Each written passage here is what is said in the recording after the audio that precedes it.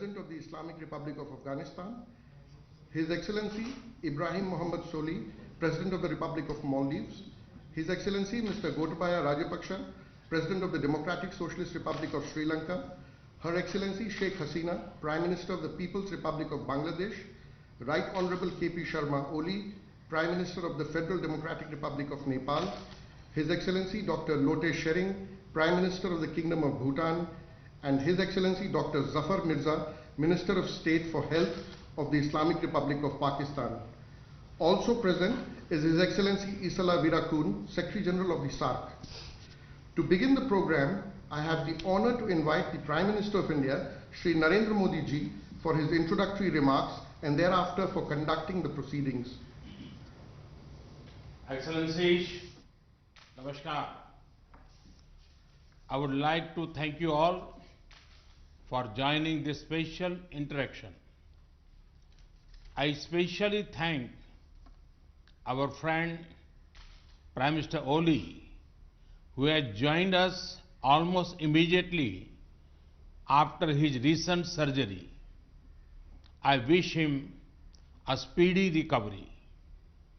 I would also like to congratulate President Ashraf Ghani for his recent re-election. I welcome the new Secretary General of SAARC, who is also with us today. I also acknowledge the presence of the Director of the SAARC Disaster Management Center from Gandhinagar. Excellencies, as we all know, COVID-19 has recently been classified by the World Health Organization, WHO, as a pandemic. So far, our SAARC region has listed fewer than 150 cases, but we need to remain vigilant. Our SAARC region is home to nearly 1/5 of all humanity.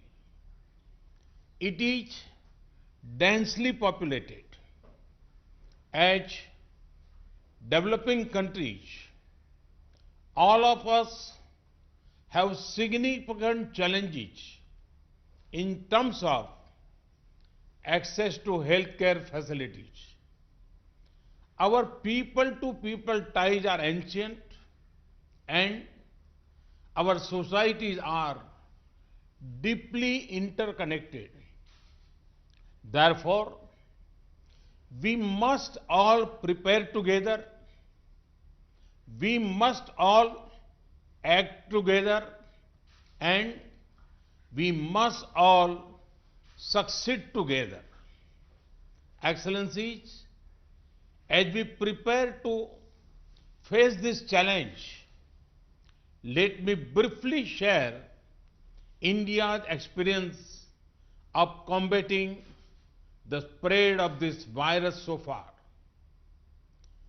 Prepare, but do not panic has been our guiding mantra. We were careful to not underestimate the problem, but also to avoid knee-jerk reactions. We have tried to take proactive steps, including a graded response mechanism. We started screening entry into India from mid-January itself, while also gradually increasing restrictions on travel. The step-by-step approach has helped avoid panic. We have increased our public awareness campaigns on TV, print and social media. We have made special efforts to reach out to vulnerable groups. We have worked to quickly ramp up capacity in our system, including through training our medical staff across the country. We have also increased diagnostic capabilities.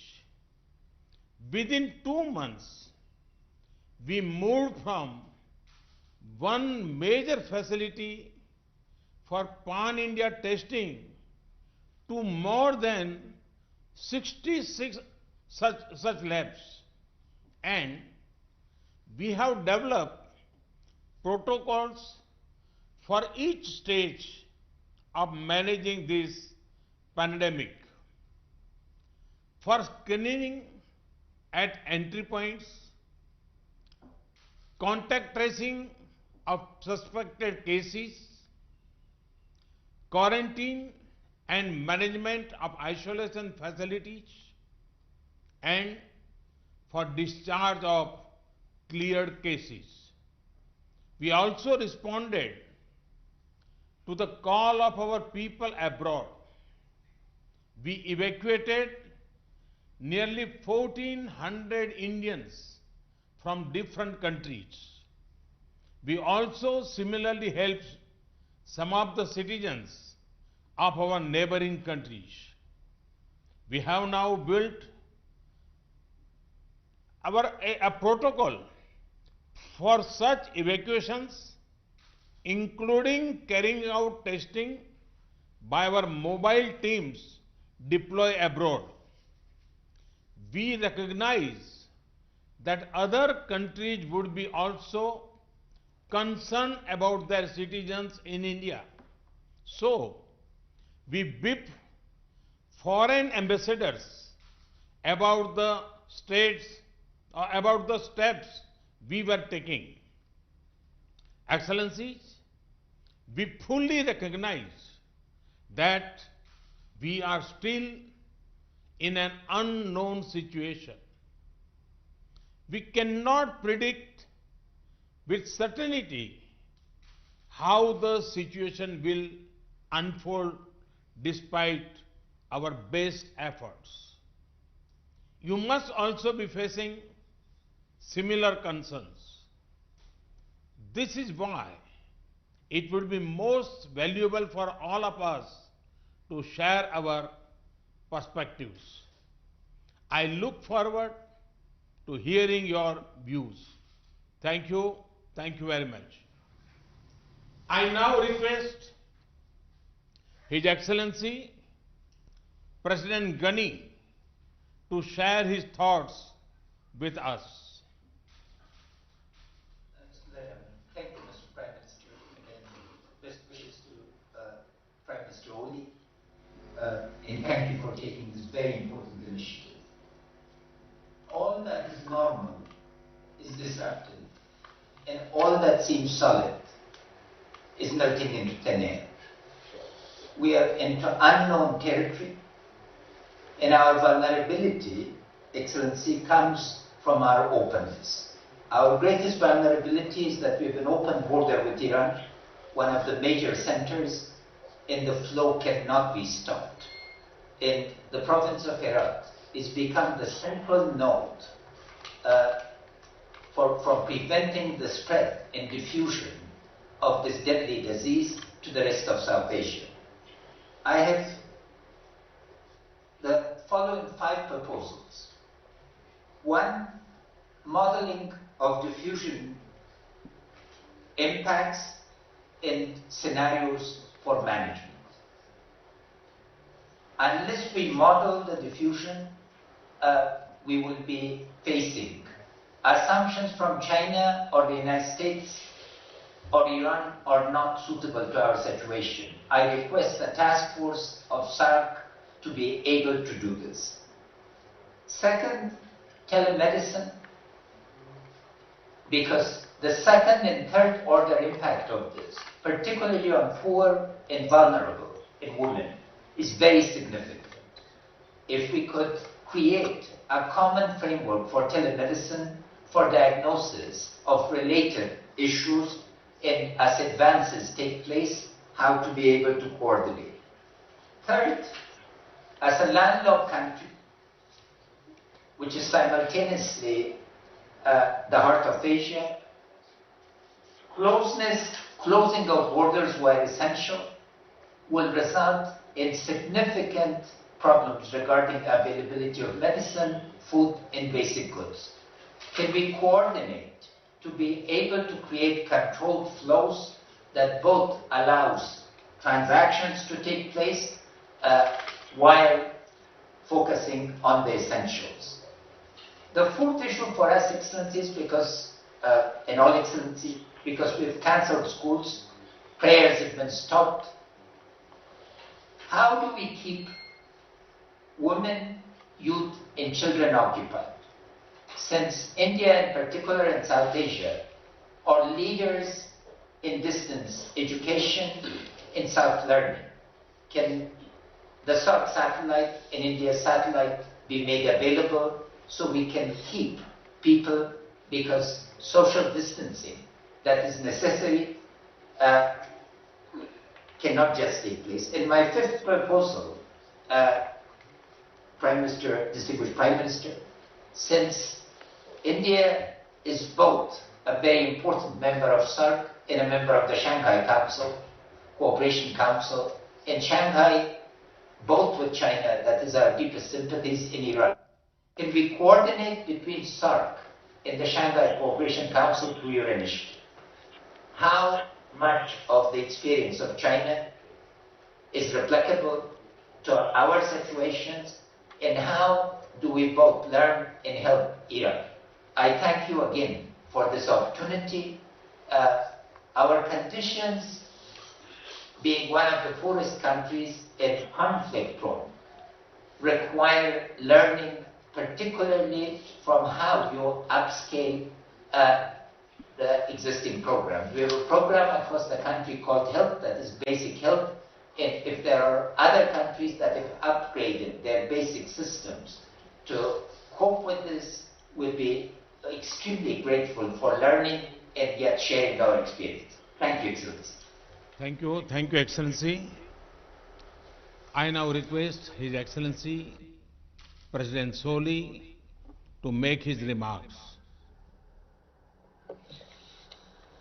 Bismillahirrahmanirrahim. Assalamu alaikum wa rahmatullahi wa barakatuh. Good afternoon. I too wish to begin by thanking Prime Minister Modi for this timely call for a regional initiative to combat the increasing threat of COVID-19 in the SAARC region. In times of crisis, we do come together. In 2003, for example, when the region faced the threat of SARS, the Maldives took the initiative and hosted an extraordinary meeting of SAARC health ministers that adopted a regional common strategy for tackling the virus. No country on its own can succeed in combating the virus. It requires a shared response at an unprecedented scale. The first COVID-19 case was confirmed in the Maldives on 7 March. To date, there are 13 confirmed cases. Fortunately, no deaths so far. Since January this year, the Maldives has been taking steps to get ready for a possible outbreak. We set in place standard operational procedures and facilities for treatment and quarantine in various islands. In the event of major outbreak in the country, our health facilities will have to cope with the care needed for both our residents and the thousands of tourists who visit the Maldives every year. Our priority now is to use precautionary measures to contain the virus as much as possible so as not to overburden our limited resources. The unique geography of the Maldives will always present itself both as an opportunity as well as a challenge. The dispersed islands make it easier for us to isolate communities whenever there is a suspected case. But in the event that a person tests positive in the outer islands and is seriously ill, requiring specialist care, the person has to be transported to the capital, Male. This is extremely costly and puts enormous pressure on an overstretched team of healthcare workers. Our tertiary hospitals in the regions are currently under development. Shortage of healthcare professionals in general and shortage of specialist doctors in particular are always major challenges, and in a crisis such as this, these challenges are several times greater. The Maldives is fortunate to have received general assistance from India, and I convey my government's appreciations to Prime Minister Modi and the people of India. We have received medicine and a visiting medical relief team to work with Maldivian healthcare professionals. Excellencies, in the Maldives, the virus is showing in the most destructive fashion the country's vulnerabilities to external shocks. Tourist arrivals started to decline considerably several weeks before the first case was reported. In February this year, arrivals declined by 14.3%. And in the first 10 days of this month, arrivals have already declined by 22.8%. The decline in tourist arrivals has now become so sharp that if the current trend continues, we will have a 35% drop this year. Any significant decline in tourist arrivals has a ripple effect on the Maldives economy. Tourism contributes over a quarter of the country's GDP and is the source of well over 2/3 of foreign currency to the country. Every other job creating and revenue generating activity in the country is either directly or indirectly dependent on the tourism industry.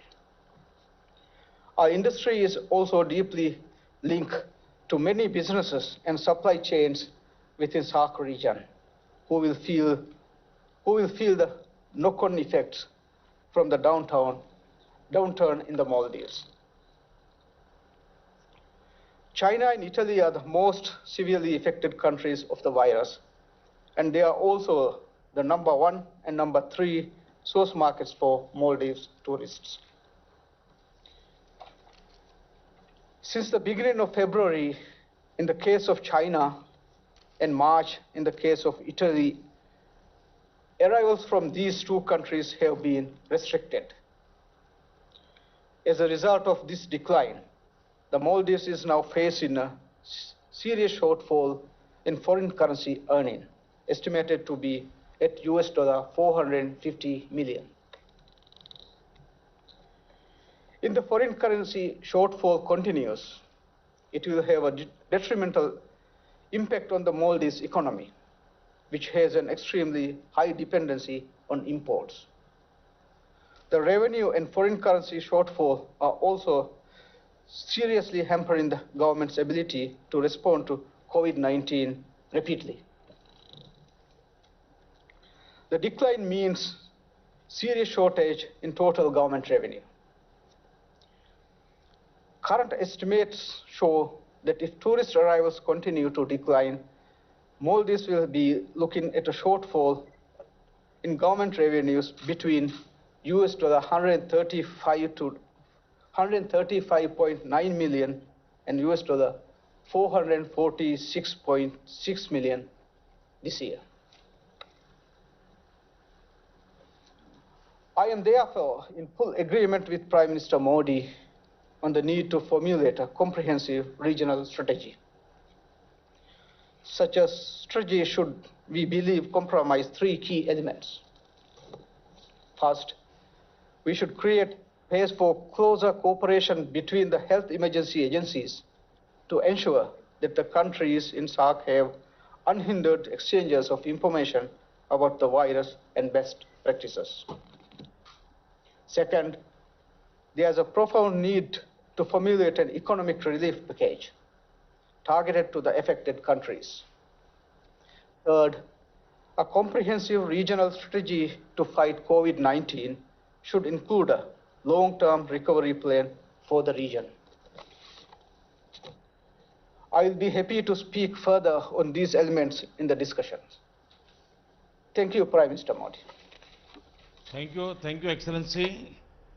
Now I request His Excellency President Rajapaksa to share his thoughts.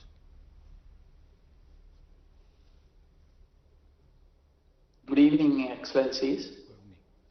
First, I must thank Honorable Prime Minister of India, Shri Narendra Modi, for initiating this video conference to share our experiences, our ideas, and best practices, and also to understand the challenges we face and further discuss what measures to be taken to combat this deadly coronavirus.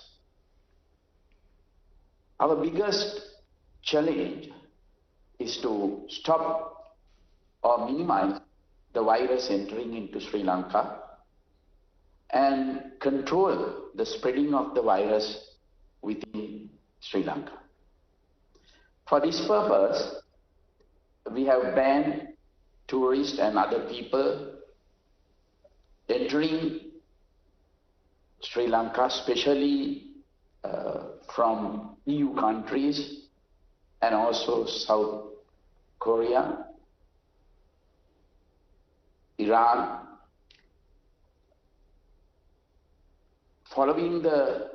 We did this following the guidelines and statistics relating to the spread of the virus issued by the World Health Program Organization.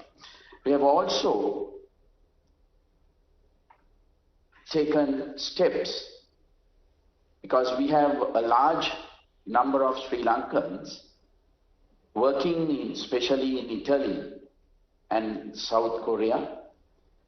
We cannot stop our Sri Lankans coming back to their home country.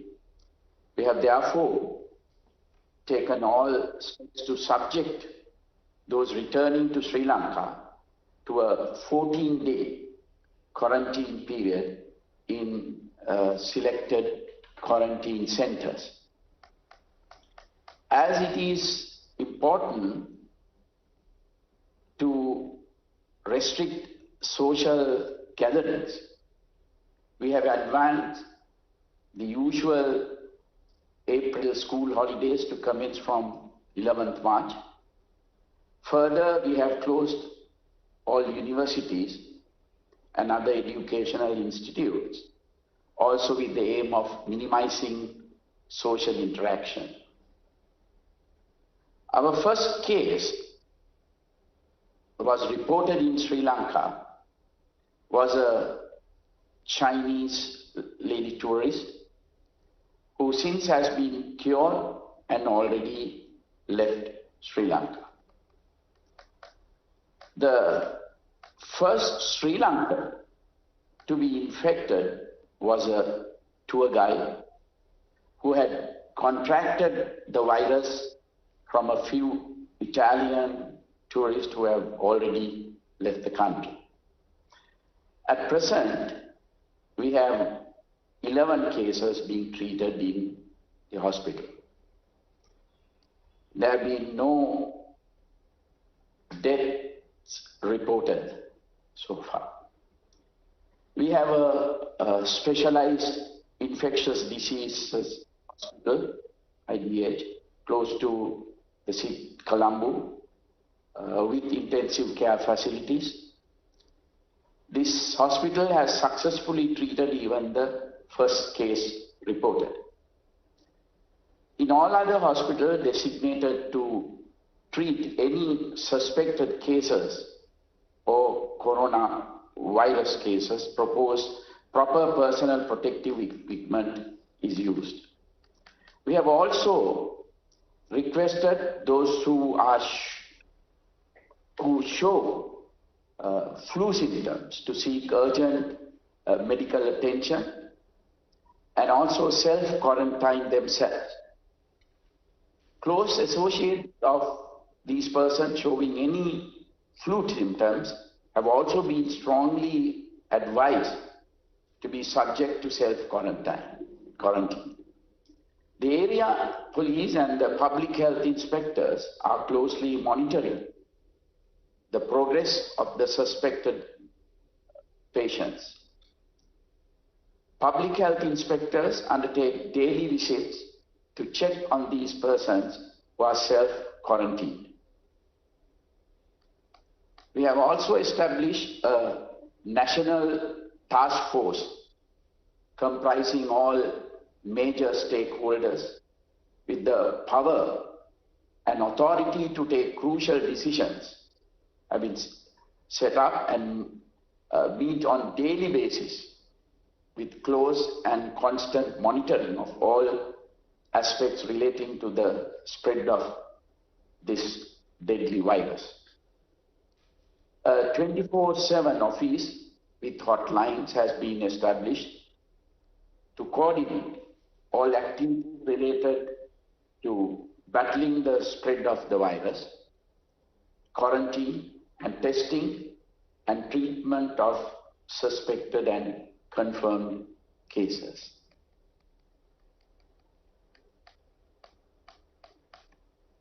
Government of Sri Lanka has taken some additional steps to effectively meet this unforeseen disaster. The Department of Health started giving out health warnings and advice on precautionary measures needed to be followed for prevention of the spread of the virus. This is done through mass media, presidential media division, press briefings, press bulletins, etc. General public were educated not to go for panic buying of face masks, hand sanitizers, etc. This was quite effective. 12 hospitals were declared as suitable for caring of possible coronavirus affected cases across the country. Managing of stocks of personal protective equipment such as masks, gloves, sanitizers and other medical items required for treatment of patients also started. Since the high risk area for the coronavirus was the city of Wuhan in Hubei province in China, there was a requirement to evacuate 34 Sri Lankan students and their families back to Sri Lanka. This was done by the national carrier Sri Lanka Airlines, which flew from Colombo to Wuhan and back to Colombo with all 34 passengers. These 34 students on arrival were immediately quarantined by the Sri Lanka Air Force before they were taken to a military facility in the Central Hills for quarantine for 14 days under the supervision of the Army medical team.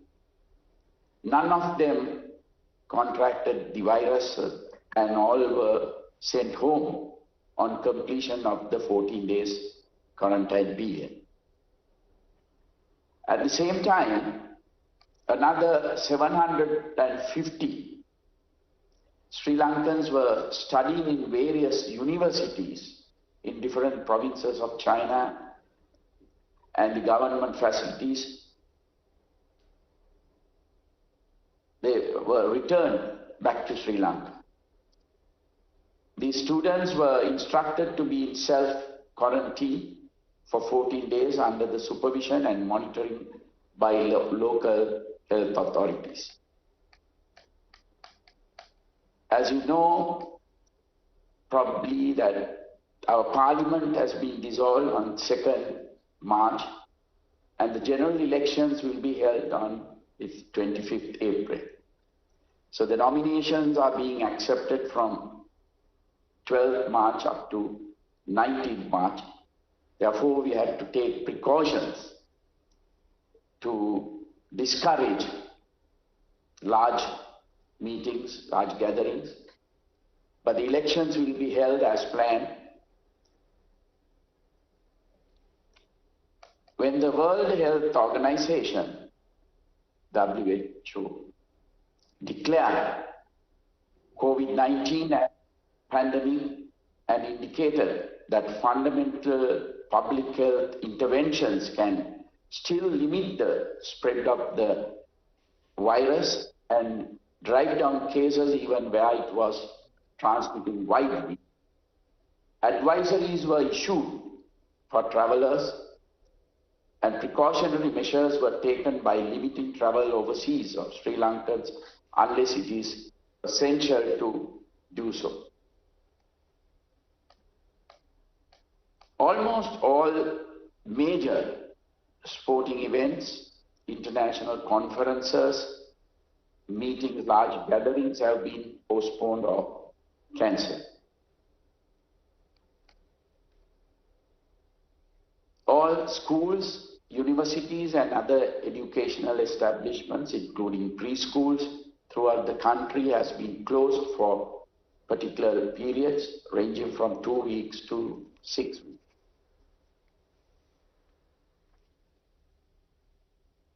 Even gatherings for religious purpose have been stopped by respective religious leaders, initially for 2 weeks.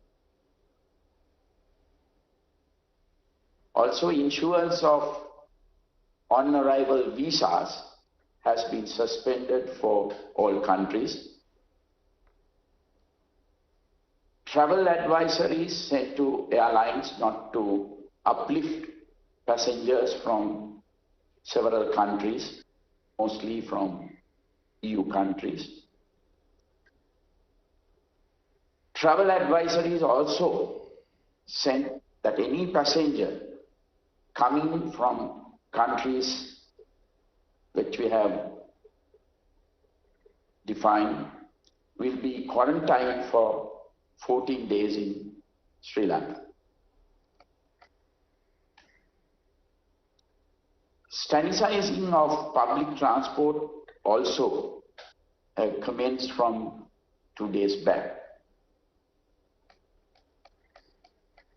So because of these reasons, our economy has taken a severe blow due to the coronavirus, particularly in tourism. Most of our tourists are from Italy, Germany and other EU countries. And now there is a ban on their coming. Our tourist industry was just recovering after last year's April 21st terrorist attack.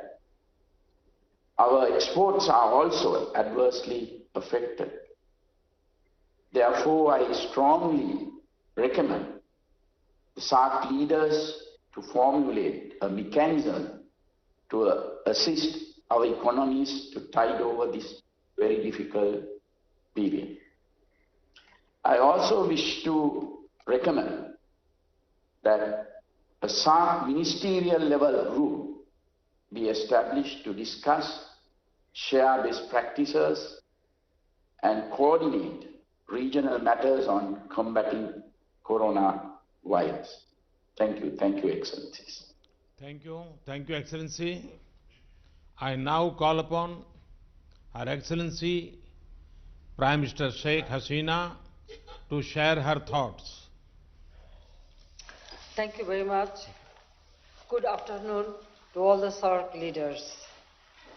First of all, I thank Prime Minister Modi for taking this initiative. I also thanks for bringing and hosting 23 of our students from Wuhan along with Indian students during the quarantine period. We need to devise a strong SAARC-wide strategy to fight this public health threat and to protect our citizens. We successfully prevented entry of the virus through strong surveillance and rigorous checkup at all international airports, sea ports, and land ports. As of now, we had only 3 COVID-19 imported cases. They have already recovered. There are 2 new imported cases from Europe. We have no local or community transmission of any COVID-19 case. We have set up a national committee to provide guidance to concerned people from all ministries at all levels. We have also undertaken massive awareness raising campaigns everywhere in Bangladesh through all available medias, including social media. My party workers at all levels are active in awareness raising. Local body representatives are vigilant to enforce home quarantine if necessary. We have kept 4 newly built hospitals, including the Kuwait Motri Hospital in Dhaka, dedicated to exclusively deal with COVID-19 patients. In addition, there is one more hospital in Rajshahi to exclusively handle COVID-19 patients.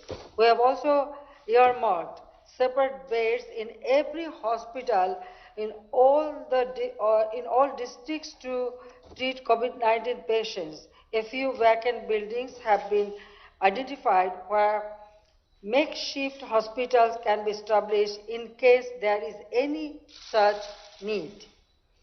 We also have trained health workers at Upazila levels. School children are also being trained to follow necessary personal hygiene. We have stockpiles of testing kits, infrared thermometers, isolation gowns, and masks. Excellencies, I have some proposals that all SAARC countries need to cooperate and collaborate closely to fight this pandemic. We need to force collaboration through our collective capacity, expertise, and resources. We are ready to share our capacity and expertise as well as the best practice with the SAARC countries, including providing logistic support if required. To continue this dialogue at technical level, our health ministers, health secretaries, and relevant health experts can also have this kind of video conferences to discuss specific areas of cooperation. WHO Southeast Asia Regional Director may be invited to these video conferences. We believe it is extremely important to establish an institution to prevent and fight against any public health threats in South Asian region in future. In our SAARC Charter, it is already there about the healthcare. So we can work together for future, and in future any problem arise, we can work together and we can exchange or share our experience. And Bangladesh will be happy to host such institution if you all kindly agree. Excellency, I really thank you very much, especially Prime Minister Modi, to take the initiative, and also I appreciate that after a long time all the SAARC leaders get together. So it's a very crucial time for all of us. So we have to think about our people's goodwill. So I hope that this will show a new dimension or path to help our peoples of all our country and all the region. Thank you very much. Thank you, Excellency. I now request His Excellency Prime Minister Oli to make his remarks.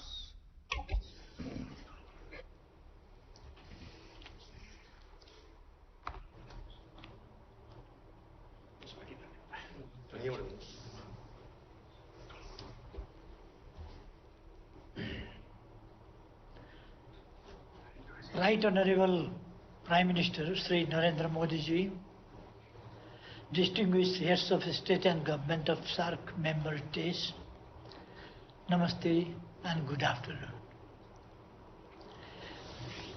First of all, I would like to thank Prime Minister Sri Narendra Modi ji for taking this important and timely initiative, which I warmly welcome. Our collective wisdom and efforts will help us devise a sound and robust strategy for the SAARC region as we fight the COVID-19 pandemic. I wish to thank Prime Minister Modi ji and all the distinguished leaders of SAARC member states for kind words and best wishes on my speedy recovery. Even though we had detected one suspected imported case, but the COVID-19 test proved negative. Yet we are aware of the high risk of possible outbreak at any time. We remain alert from preventing it. We have taken several measures to enhance our preparedness. Our efforts at the moment are geared towards preventing this disease to enter into our country. Our national efforts, I am personally overseeing and guiding the government efforts. Multi-agency coordination committees have been set up at the center, provinces and local levels to mobilize government efforts in the synergetic manner. We have restricted international movements, visa on arrival facility for all foreigners and non-resident Nepalis with foreign passport has been suspended. Movement of this country, movement of third country nationals via land routes has been suspended. Swab test PRC health certificate is made mandatory to obtain visa from Nepali missions abroad for essential travels to Nepal. We have suspended issuance of work permit for Nepali nationals for overseas employment. International passengers are required to go through the screening process at the health desks at the international airport. There are provisions for self-quarantine for certain categories of travelers. We are strengthening quarantine facilities in all provinces, hospitals, and arranged isolation wards and intensive wards for treatment. We are enhancing capacity of hospitals. Health workers are being provided with personal protective equipment and necessary incentives to motivate them. All the permits for mountaineering expedition for spring 2020 have been suspended and all major international conferences have been postponed.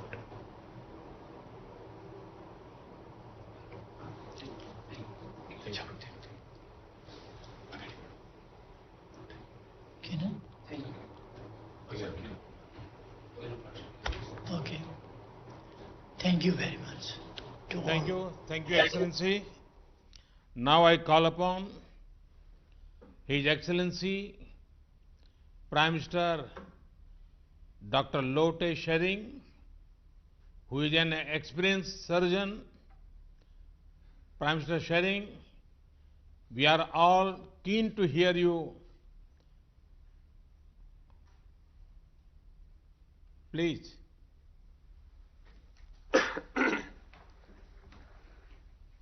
Thank you, Your Excellency. Before I start, I would like to take this opportunity to convey my King's greetings to all the heads of the states and heads of the governments here. As we speak, my King is out of the capital. He is in the district places, ensuring healthcare services, ensuring COVID-19 surveillance system, and trying to motivate our healthcare services and service providers, as well as asking all the people of Bhutan to be on the same page when this pandemic strikes Bhutan. So with this, I also would like to take this opportunity to express my King's greetings and greetings of all of us to Prime Minister Oli for his speedy recovery. And similarly, we also would like to wish Prime Minister Hasina for our father's 100th birthday celebration in few days. So with this, I would like to thank Prime Minister Modi for your excellent leadership to bring all of us together, because togetherness is required at all times. But when the whole world is fighting one common disease that we cannot see with our naked eyes, I think it's very important that all of us come together and leave behind our differences. And number two, I think it is very important that we communicate very clearly on this. Communicate between all the leaders of the world, communicate between central government with local government, communicate with the health planners and the people of the nations. So I think this is very timely, and I would like to thank Prime Minister Modi ji for your excellent leadership on this. To tell my colleagues on the experience of Bhutan on the lone COVID-19 positive that we had, it was the 5th of this month, last 5th of March evening, we had one lone imported case. A Bhutan lover, a Bhutan visitor who wanted to visit Bhutan came to Bhutan, and then on the 3rd day of his visit, he showed some very abnormal signs, symptoms, and then on suspicion, we found out that he was COVID-19 positive by evening. Yet we wanted to confirm it, and the confirmatory test came just before midnight, around 11:30 p.m. By then, our health officials had all gathered in the ministry. Even my king also came to the ministry, and we all started because we knew that we had the first confirmed positive case. So throughout the night, we worked very hard. Our surveillance system that was already in place was initiated, activated overnight, and starting midnight till 7 a.m. the coming morning, that is 6th of March, we managed to trace the whole path of the first positive case. We managed to identify all the 48 primary contacts. We managed to send all the contact tracers and surveillance team to their respective places and inform them of the importance of house quarantine that first morning. And then as the day unfolded, we managed to pull them out and bring them to the formally identified quarantine facilities. So over 78 hours, we managed to identify all 48 primary contacts from 3 different parts of the country wherever our tourists had visited. And we also managed to initiate the medical team that we had identified to treat in case if he had a positive case. And then he was isolated and treatment started. And it all happened because our health ministry under Minister Dichen's leadership, everything was planned beforehand. And then our king was also awake the whole night trying to coordinate the whole thing and bring all the primary contacts together. So we do not wish to have positive cases in any countries, but to have a positive case in this manner and to be able to identify all the primary contacts and isolate them, I thought was a huge success that we brought in. Then starting from there, we managed to treat him, take care of him very, very well. And his family wanted the patient back home. So he was successfully air evacuated day before yesterday, and he reached his hometown last night actually. So we wish him a speedy recovery. All the people of Bhutan send our sincere prayers for his speedy recovery. But the fact is, since as we all know, and as all the heads of the country shared here, this is an uphill task, because we really don't see our enemy. This pandemic that is challenging all of us do not follow geographical boundaries. That's why, as I said, it's very important for all of us to be on the same page. And as we all know that it affects the elderly people, and it affects more people with comorbid conditions. So similarly, the aftermath of this disease will also affect the smaller and vulnerable economies more hardly than the better ones. So we are equally concerned that as we fight and as we try to contain this disease, we are also concerned about the economic outcomes of this disease. So therefore, I would like to support all the proposals that were made before me, and also to be very, very sure that we all will share our limited resources that we have, share the technologies that we have, and also to have frequent such meetings, so that with the changes in time and with the changes of the demand of this pandemic, we also come and regroup ourselves. And I also would like to propose that we must have a similar cooperation in economic get up on this issue, because all the smaller economies are disproportionately hit. So with this, I'm sure my other colleagues will have a lot of points to share, and I also would like to contribute as the discussion goes on. So as of now, I would like to thank all the heads of the states and heads of the countries and governments, as well as Prime Minister Modi, for your initiative. Thank you very much. Thank you, Excellency. Now I call upon His Excellency Dr. Jafar Mirza, who also has medical experience, to share his thoughts.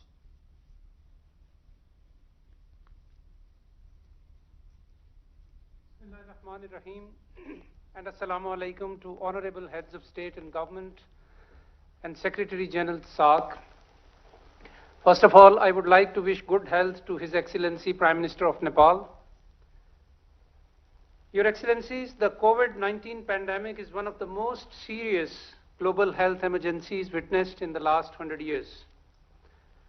At the same time, when it has been characterized as a global pandemic, it is deemed controllable as well, provided timely and appropriate public health measures are put in place. With over 155,000 infections, 5,833 deaths, and 138 countries involved, no nation and no region on earth can afford to be unresponsive. Least of all SAARC, which is home to 1/5 of the humanity, several of the world's largest megacities, and many of the most densely populated regions. Pakistan shares the common concern over the potential of COVID-19 affecting South Asia. All our countries now have confirmed cases. Mercifully, the SAARC region has so far evaded the worst ravages, but given the experience of other countries in other continents, there is absolutely no room for any complacency. While hoping for the best, we have to prepare for the worst. The World Health Organization's four-pronged advice offers a reasonable way forward, namely, A, prevent, B, detect, C, respond, and also D, conduct research and innovation along the way. Excellencies, Pakistan has been involved in containment efforts right from the outset of the outbreak. We have been alert to the dangers and have put in place appropriate public health measures and developed required protocols and guidelines for the safety of our people. We have been matching our measures to real-time risk assessments. While we have stressed the need for prevention and caution, we have strongly advised against panic. A calm, calculated, and deliberate response is the need of the hour. Pakistan was among the first few countries to undertake a joint external evaluation for the state of preparedness to cope with health emergencies in the context of International Health Regulations 2005. In close collaboration with World Health Organization, we have been taking steps to appropriately restrict movement to and from the affected countries, regulate for flights, institute health screening measures at entry points by member states, and establish quarantine/isolation facilities. Diagnosed cases are being isolated and contacts are being traced proactively. Prime Minister Imran Khan is personally overseeing these efforts. Resultantly, Pakistan has managed so far to keep the cases to a relative minimum, an achievement that WHO has recently recognized as a good practice and has commended it. National Security Committee recently convened for the first time on a national health issue, chaired by the Prime Minister Imran Khan, and has decided to take major steps to contain the spread of COVID-19. The 4 pillars of our response strategy include: 1, governance and financing; 2, prevention; 3, mitigation; and D, 4, communication. We have decided inter alia: 1, to close all our educational institutions for 3 weeks, close the entire western border for 2 weeks, restrict international flights to 3 airports only, and to ban all large public gatherings, and reinforce screening and administrative measures at the seaports and at the ground crossings. The situation is being monitored closely, and appropriate measures are being taken through a systematic consultative review process. The National Disaster Management Authority has been mandated to lead the interagency effort, and command and control centers have been established at the federal and provincial levels. Effective coordination and surveillance at all levels is critically important. Excellencies, the COVID-19 pandemic forces us to think not in terms of nations and states, but as a collective. If our health systems, disease surveillance systems, and preventive measures are unable to cope, the human and economic cost alone can be staggering. The cumulative impact will dampen region-wide growth prospects and negatively affect the national development agendas. At their current stages of development, the SAARC members can ill afford such a setback. The unprecedented challenge therefore warrants an unprecedented response. We must recognize that the national and local responses still remain the key, and they are the most critical. It is equally important to pursue, however, evidence and science-based responses. Stigmatization and stereotyping is counterproductive. The SAARC Secretariat is best placed to coordinate regional endeavors. With this in view, Pakistan proposes, like other excellencies, that the SAARC Secretariat be mandated to: 1, establish a working group of respective national authorities for health information and data exchange, as well as coordination for responses in real time. And 2, like His Excellency President of Maldives and Her Excellency Prime Minister of Bangladesh, Pakistan would like to reiterate its earlier proposal of hosting SAARC Health Ministers Conference at an appropriate time. 3, reach out on behalf of SAARC countries to specialized development partners, including World Health Organization, for mobilization for technical advice and resources. 4, follow WHO guidelines and implement exit health screening for travelers in the region to avoid cross-border spread. 5, a regional mechanism is proposed to share disease surveillance data in real time about prevalence and incidence of communicable diseases and public health events of regional significance. And lastly, learn from and disseminate the experience of SAARC observer states, particularly China, which has effectively addressed the COVID-19 challenge despite being from where it originated. Excellencies, the challenge at hand demands sagacity, vision, and synergy of action. The strength and resilience of the people of South Asia is well known. We have no doubt that we will overcome these challenges. Thank you, Your Excellencies. Thank you. Thank you, Excellency. Thank you all for sharing your thoughts on the situation and the steps you have taken. We all agree that we are facing a serious challenge. We do not know and as yet know what shape the pandemic will take in the coming days. It is clear that we have to work together. We can respond best by coming together, not growing apart. Collaboration, not confusion.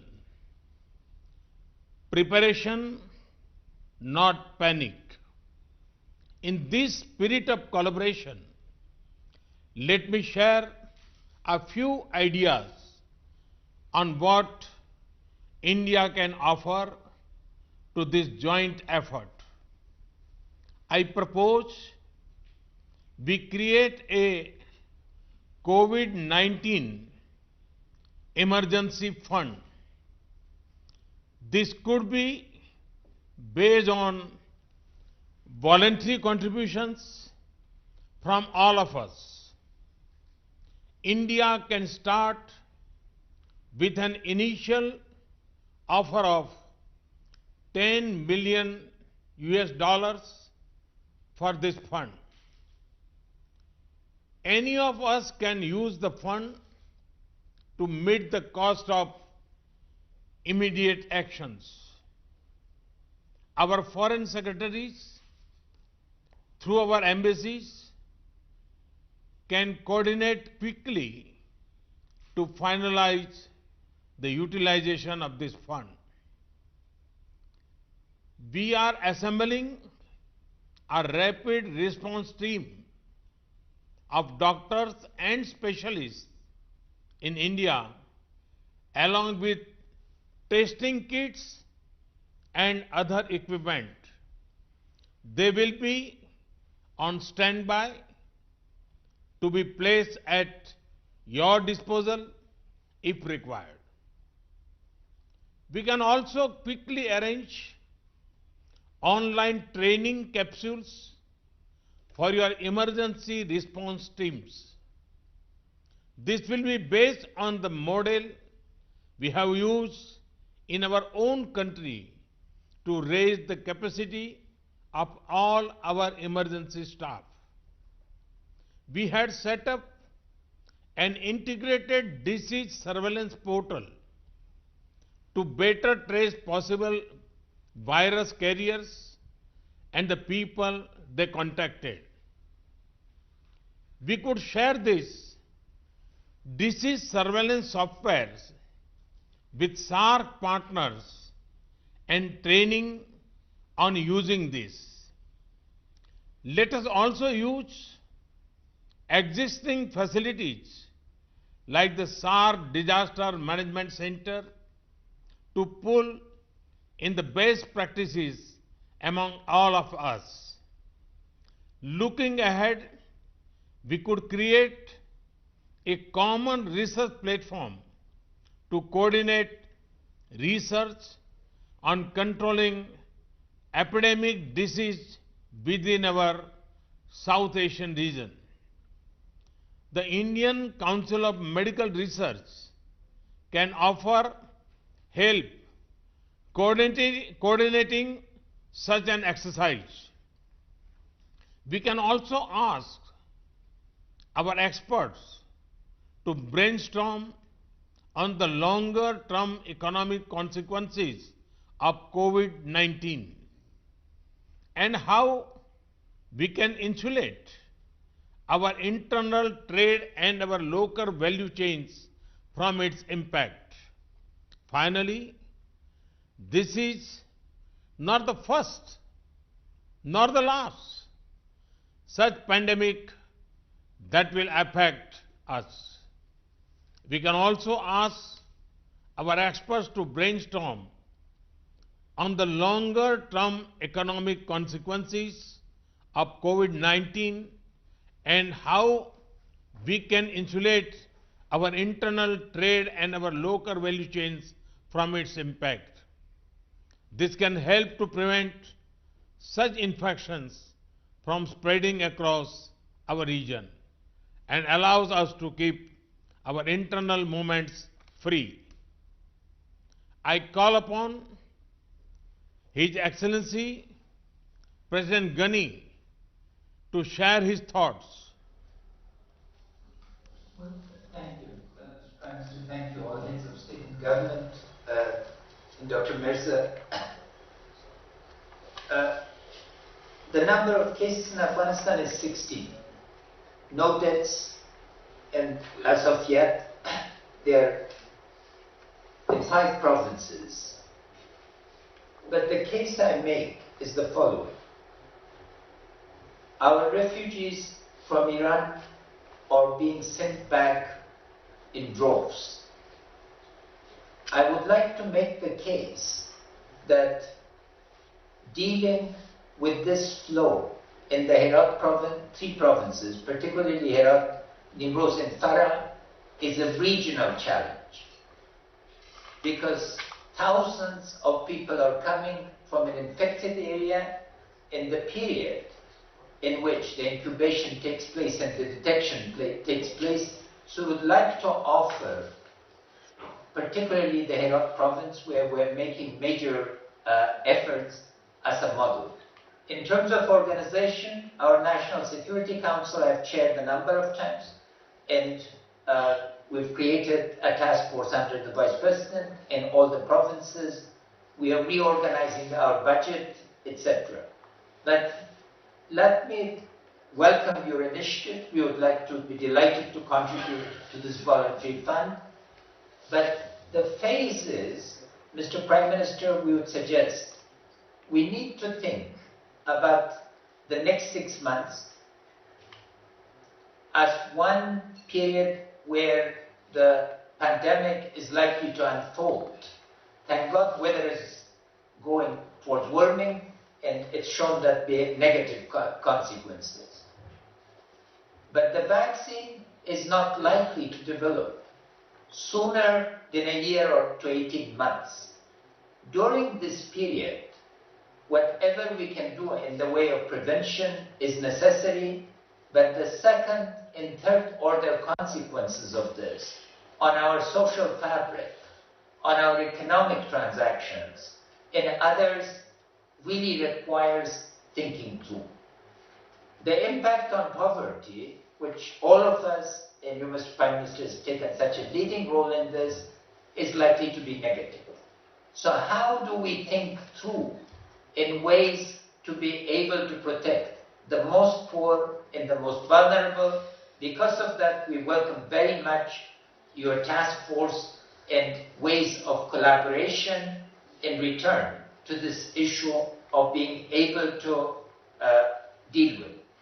The third order issue is, while all these measures, and we've resorted to control of borders, the disruptive impact of this, what are ways to be able to generate economic transactions and activities?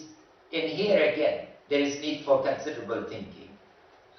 We would like to support the meetings by video conference at the ministerial level. We would like to thank the Secretariat for their vital role.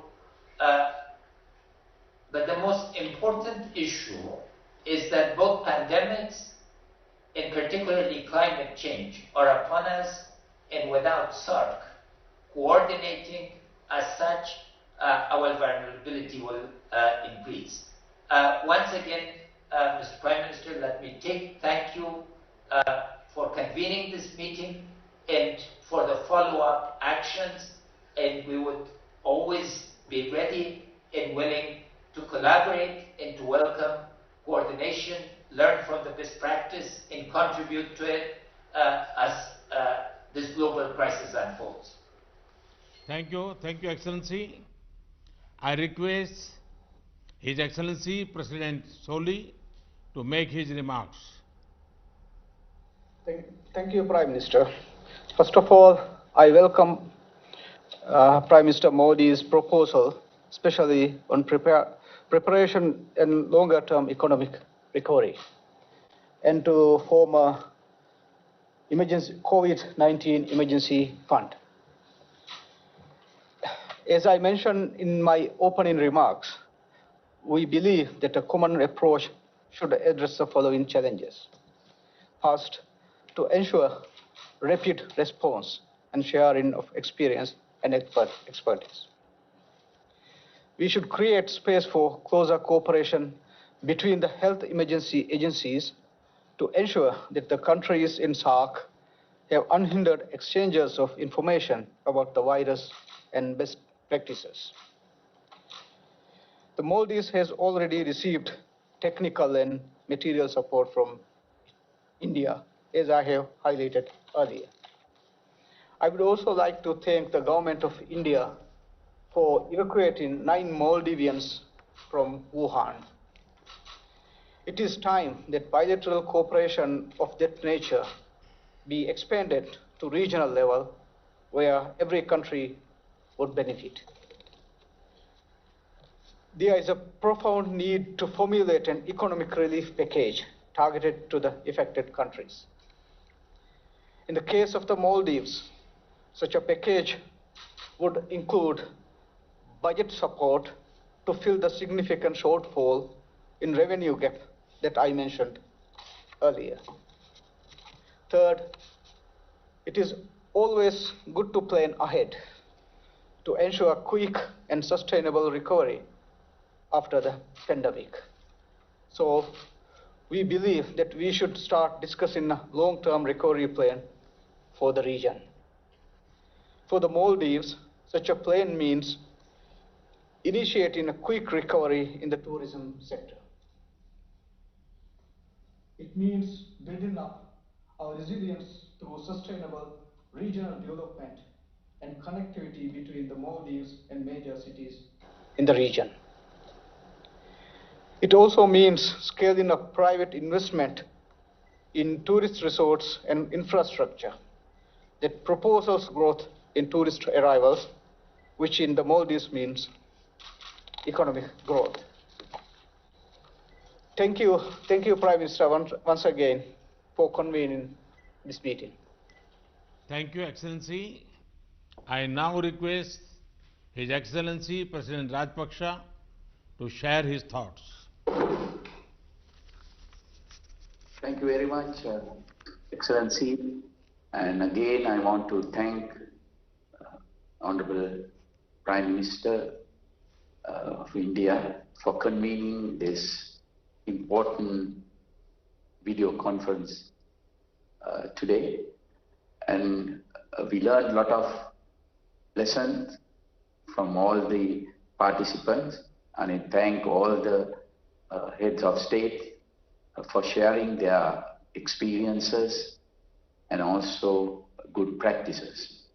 And also I want to thank you, Excellency, for the series of assistance that you have proposed, especially the raising fund, COVID fund, and also we all know there's a shortage of testing kits and other equipment, not only within this region, or all over the world.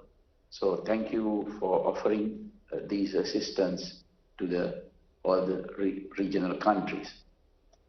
And also, it is very important for us to work together, not only combating COVID-19 virus, but also be prepared for similar situations in future.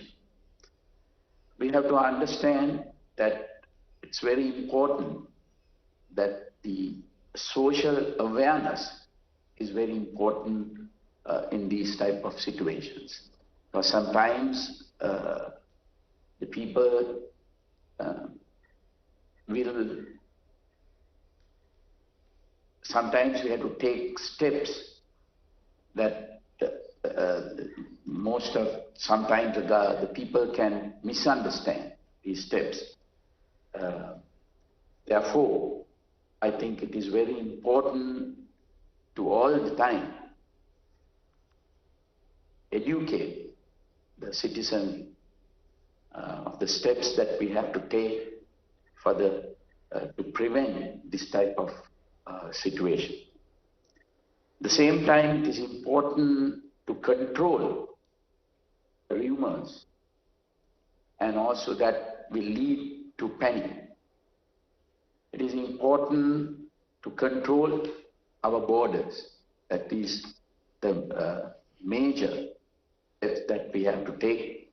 It's a difficult one, but we have to take those measures to effectively control the situation. And also it is very important to have one place to disseminate information to the people, and also to decide on steps that we take. Otherwise it will lead to confusion among the citizens. Again, I want to thank Prime Minister of India for taking this action, and we hope that we can work together in future to counter any adverse situation. Thank you very much, Excellency. Thank you, Excellency. I call upon Her Excellency Prime Minister Sheikh Hasina to share her thoughts. Thank you very much, Prime Minister. And well, thanks again for convening this meeting. This initiative should not end here. It should continue through our officials, also our health experts. They can work together and they can continue the discussion how we can combat at present situation or the challenge of COVID-19 and other diseases. Let us not forget how we all are interconnected in today's world. Now, whole world is suffering, and the people. I think this is for the first time it happened. Because of this COVID-19, now people from everywhere, actually the whole world become very much worried about it. So the initiative within us, the South Asian country, it is excellent idea, and we should find out a strategy, and I really appreciate and we welcome your ideas and initiatives. I mentioned that this third official can work and they can activate all these ideas, and also our experts can join together, because I feel that we need to work together jointly in close collaboration for addressing these challenges. I feel that our joint effort, we can save our people and also we can make progress in this area. So I feel that your proposals, we can, our experts can sit together and we can, examine that how we can implement it and we can make progress. So I thank you very much for this initiative, and I hope that together we will be able to combat this distress situation. I look forward to being in touch with you all, Excellencies, as required, and hopefully together we can ensure the safety, security of our people in this region. And again, I thank you very much, and our new SAARC Secretary General can coordinate the follow-up actions, which will, I feel that that will be, an excellent job, and Bangladesh would be happy to join all these efforts.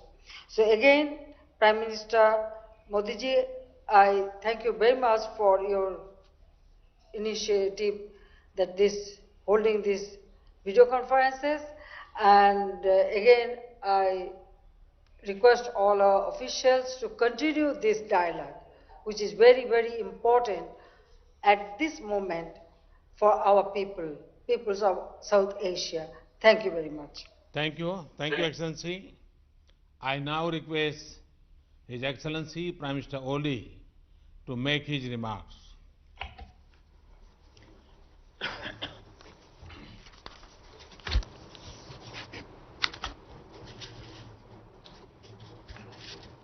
Thank you, Excellency Narendra Modi ji, the Prime Minister of India.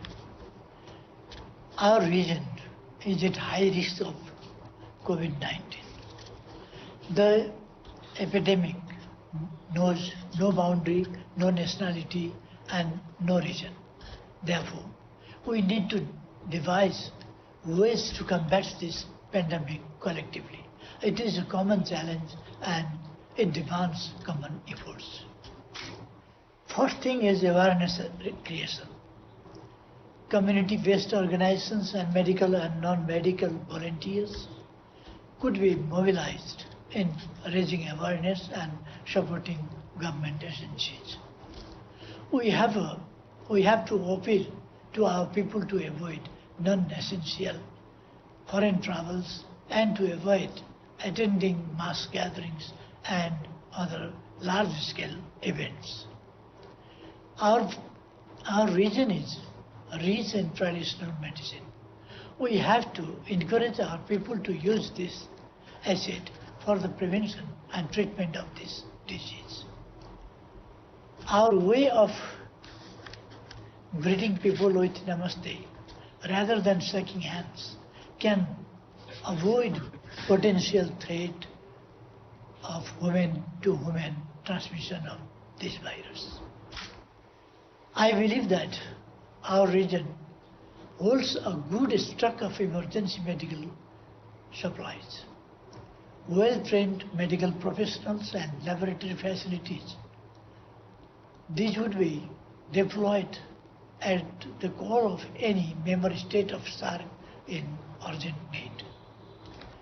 The hospitals in the bordering areas could also be utilized for the screening as well as treating infected patients coming from across the border.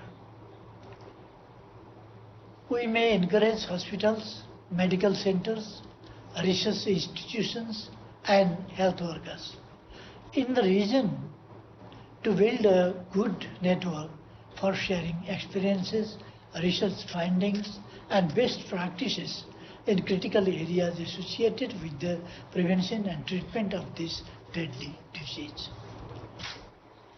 We need to ensure a smooth supply of essential medicine, equipment and sanitary materials in the region. We may think of developing a SAARC-level mechanism to deal with critical health issues such as this. Establishment of a SAARC emergency medical center supported by a strong funding mechanism would be desirable. In this regard, I welcome Your Excellency Modi ji's proposal and India's contribution. Nepal will also join soon in this fund. The economic cost of this pandemic is yet to be assessed. I am sure it is going to cost all of us dearly if it is prolonged. regional discussion on reviving our economies and supporting each other through providing easy access, establishing value chains and promoting intra-regional trade, investment, tourism and connectivity would be critically important. Thank you, Prime Minister Shri Narendra Modi ji. Thank you, Excellency. Now I call upon His Excellency Prime Minister Dr. Lote Tshering to share his thoughts.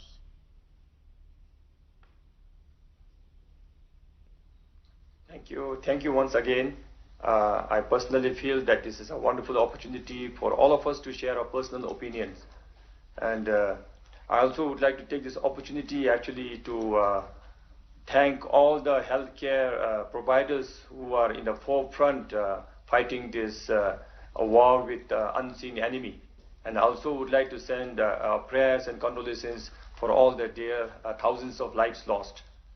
I would like to thank Prime Minister Modi's initiative in getting all of us together, as well as proposing to have emergency COVID-19 relief fund. That would again be a wonderful initiative, and Bhutan would be a very active participant to this initiative. Thank you very much. I think as we fight this unknown disease in the acute phase, we must also be able to go through this and see the long-term consequences of this, be it on health or on non-health initiatives.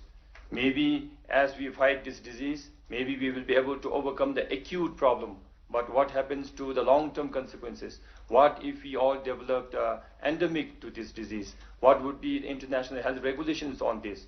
So if we can think through all this, then we will definitely have lesser problems in the near futures to come. And also, I think we must, of all the initiatives, I would like to repeat and insist that we must be willing to share the limited resources that we have. And through these limited resources, we should now be training more of our health professionals at a center of excellence in our region. So with this, again, as we unfold, I would like to propose that we meet again, and as Prime Minister Modi ji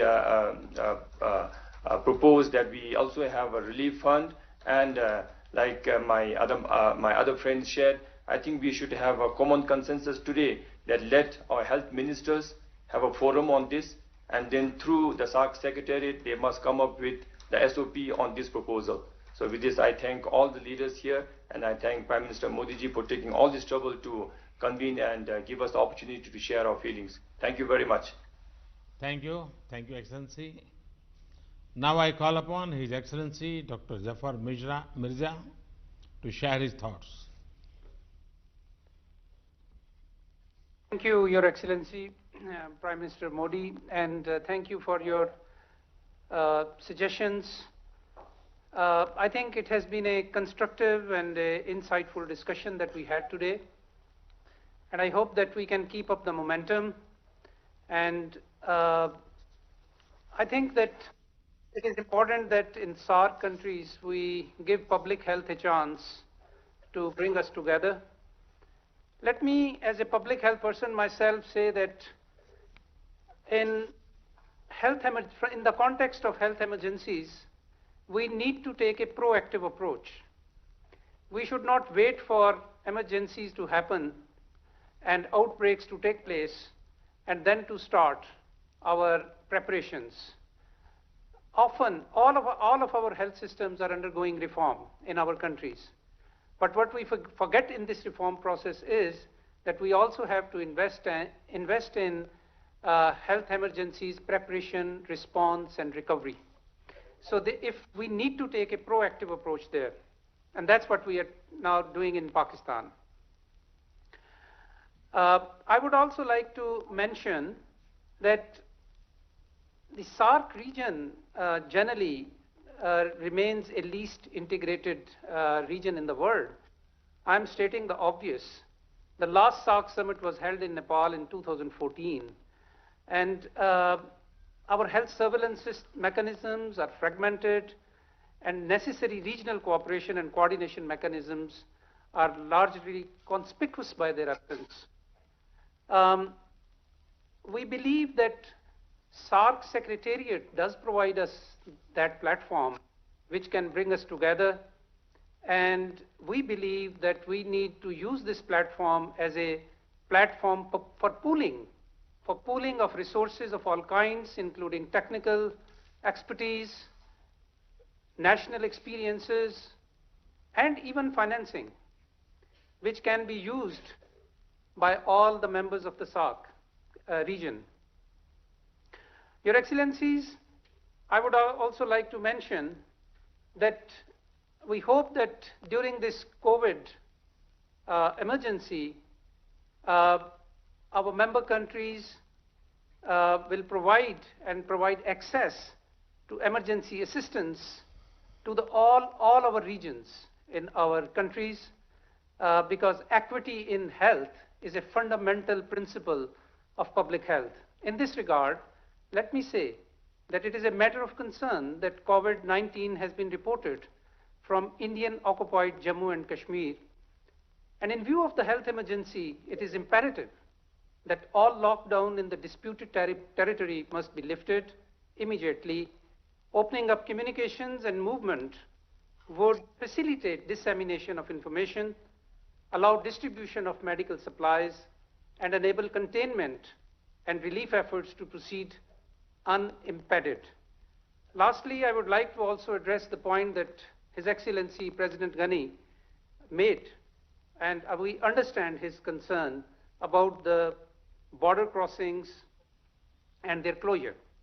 I want to reassure him that we have done this for temporarily, so that we can reinforce our point of entries and land crossings. And this is exactly in the light of the WHO guidelines and the steps being implemented by regional states to contain the spread of the virus. This is a temporary measure. I assure you, Pakistan remains cognizant of Afghanistan's needs and requirements. And I assure you that the essential supplies, including food and medicine, will be allowed through as the requisite surveillance and screening mechanisms are put in place. I thank you very much. Excellencies, thank you once again for your time and your ideas. We have had a very productive and constructive discussion today. We all agree that evolving a common strategy is critical to handling such challenges. And we agreed to find cooperative solutions. We will share knowledge, best practices, capacities, and where possible, resources. Some partners have made specific requests, including about medicine and equipment. My team has taken careful note of this. Let me assure you that we will do our best for our neighbors. Let us ask our officials to maintain close contact and develop a common strategy in the spirit of partnership and working together. Let us identify nodal experts from each of our countries, and they can have a similar video conference 1 week from now to follow up on our discussions today. Excellencies, we have to fight this battle together, and we have to win it together. Our neighborhood collaboration should be a model for the world. Let me conclude by wishing all our citizens good health and success in our united efforts to tackle this pandemic in our region. Thank you very much, and Namaste. Excellencies, this brings brings us to the close of this SAARC Leaders video conference on combating COVID-19 pandemic. I would like to thank all our distinguished guests for joining us this evening. Thank you and namaskar.